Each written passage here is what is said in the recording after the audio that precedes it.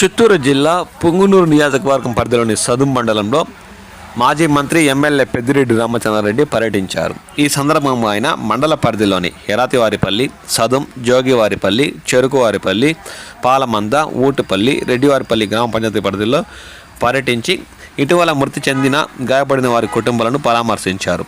పలువురికి ఆర్థిక సహాయం కూడా అందజేశారు.